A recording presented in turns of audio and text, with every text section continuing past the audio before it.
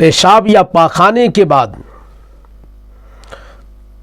پیشاب اور پاخانے کے مقام کو، نجاست کی جگہ کو اس طرح صاف کرنا کہ پھر کسی نجاست کا، پیشاب کے قطرے اور چھینٹوں کا ڈر باقی نہیں رہے، یہ واجب ہے، ضروری ہے۔ اس کے الگ الگ طریقے ہو سکتے ہیں۔ خاص طور سے پیشاب کے تعلق سے بات کی جا رہی ہے کہ پیشاب کرنے کے بعد اپنی جگہ بیٹھ کر انتظار کر لیا جائے کہ اس کے قطرے اب بالکل بند ہو گئے ہیں، کھانس لیا جائے، ٹیشو پیپر کا استعمال کر کے دیکھ لیا جائے، ڈھیلوں کا استعمال کر کے دیکھ لیا جائے، پیشاب کے نالی کے منہ پر ڈھیلا رکھا جائے یا ٹیشو پیپر رکھا جائے اور دیکھا جائے کہ اب پانی تو نہیں آ رہا ہے، یا ڈھیلا یا ٹیشو پیپر لے کر کے چند قدم چل لیا جائے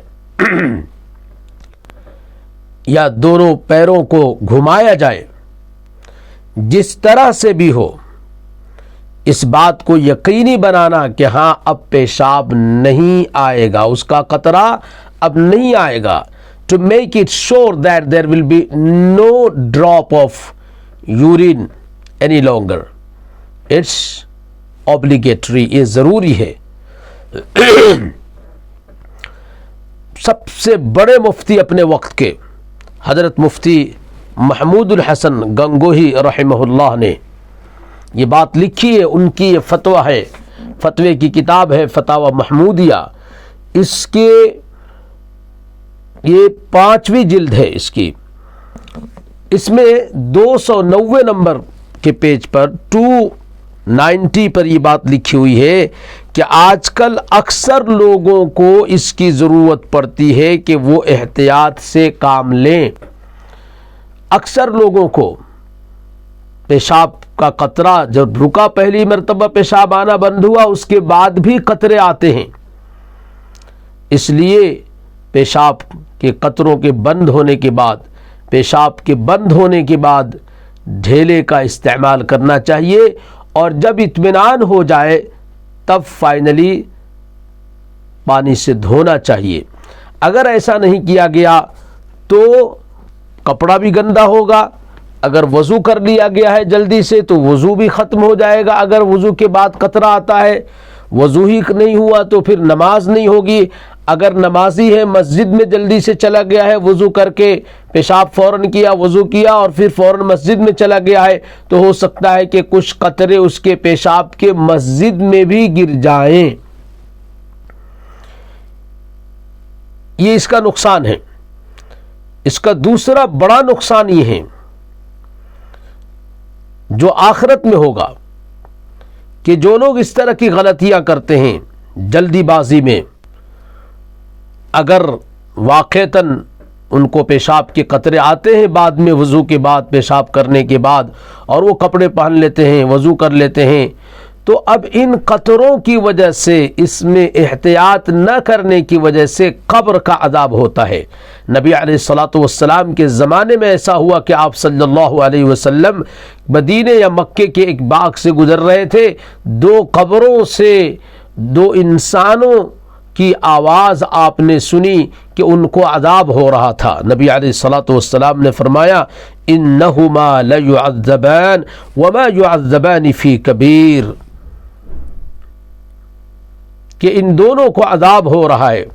اور عذاب کسی ایسے گناہ کی وجہ سے نہیں ہو رہا ہے جو تمہاری نظر میں بڑا ہو۔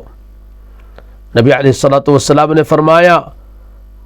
اما احدہما فکان لا یستتر من البول، کہ ان دونوں میں سے ایک ایسا تھا جو پیشاب کے چھینٹوں سے نہیں بچتا تھا۔ یہ پیشاب کے چھینٹوں سے نہیں بچنا یہ بڑا گناہ ہے۔ نبی علیہ الصلاۃ والسلام نے جو بات کہی ہے وہ بخاری شریف میں امام بخاری نے نقل کی ہے، اور اس میں جو سب ٹائٹل ہے وہ ہے کہ باب من الکبائر اللہ یستتر من البول، کہ اس بات کا چیپٹر ہے کہ ایک انسان اگر اپنے پیشاب کے چھینٹوں سے نہیں بچتا ہے تو وہ کبیرہ گناہ کر رہا ہے۔ اس کبیرہ گناہ سے بچنے کے لیے نبی علیہ الصلوۃ والسلام نے اسی حدیث میں اس کا حل بھی بیان کر دیا ہے۔ وَمَا يُعَذَّبَانِ فِي کبیر کا ایک مطلب یہ ہے کہ تمہاری نظر میں یہ بڑا گناہ نہیں ہے، لیکن حقیقت میں in reality it's a major sin. دوسرا مطلب یہ ہے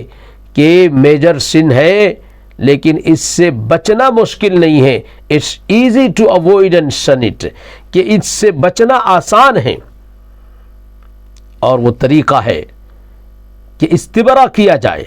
جب تک یہ یقین نہ ہو جائے کہ اب پیشاب کا قطرہ بند نہیں ہو گیا ہے، اس وقت تک کپڑے نہ پہنے جائے اور فائنلی اس کو دھو کر کے اپنی جگہ سے اٹھا نہیں جائے، نماز وغیرہ شروع نہ کی جائے، وضو نہ کیا جائے۔ پیشاب کے قطرے کی وجہ سے، چھینٹوں سے نہ بچنے کی وجہ سے اکثر عذاب ہوتا ہے، عذاب قبر کی اکثر وجہ یہی ہوتی ہے۔ یہ بھی ایک دوسری حدیث میں بیان کیا گیا ہے۔ ایک تیسری حدیث ہے جس میں ایک سٹوری ہے، اور بخاری شریف میں بھی اس کا کچھ حصہ ہے، اور نسائی میں تفصیل ہے کہ حضرت عائشہ سے ایک یہودیہ نے کہا کہ عذاب قبر پیشاب کی وجہ سے ہوتا ہے۔ انہوں نے کہا کہ تم جھوٹ بول رہی ہو۔ یہودیہ نے کہا کہ نہیں ایسا ہی ہوتا ہے، اور ہم لوگ جہاں پیشاب لگ جاتا ہے بدن پہ یا کپڑے پر اس کو کاٹ ہی ڈالتے ہیں۔ اتنے میں نبی علیہ الصلوۃ والسلام آ گئے، نماز کے لیے نکلے، آپ نے بھی یہ بات کی، یہ کہی کہ ہاں یہ سچ کہہ رہی ہے، یہ جھوٹ نہیں بول رہی ہے۔ حضرت عائشہ فرماتی ہیں کہ اس کے بعد پوری زندگی نبی علیہ الصلوۃ والسلام نے عذاب قبر سے ہر نماز کے بعد بچنے کی دعا کی ہے۔ یہ ہے پیشاب کے قطرے اور یہ ہے اس کا انجام۔ اس لیے گھروں سے وضو کر کے آئے، نماز سے پہلے وقت نکالے کہ اطمینان کے ساتھ ہم استنجا کریں گے، اور جب تک یقینی نہیں ہو جائے استنجا دھوئیں گے نہیں، اور پھر اس کے بعد وضو کریں گے۔ مسجدوں میں اذان کے بعد جانا، 5 منٹ میں وضو کرنا اور پیشاب کرنا، وضو کرنا اور نمازیں پڑھنا شروع کر دینا، یہ سب طریقے خطرناک ہو سکتے ہیں ہماری نماز کے لیے، ہمارے کپڑوں کے لیے، اور اللہ نہ کرے کہیں ہم عذاب قبر میں بھی پھنس نہ جائے۔ اللہ تبارک و تعالی ہمیں ان تمام نقصانات سے بچائے۔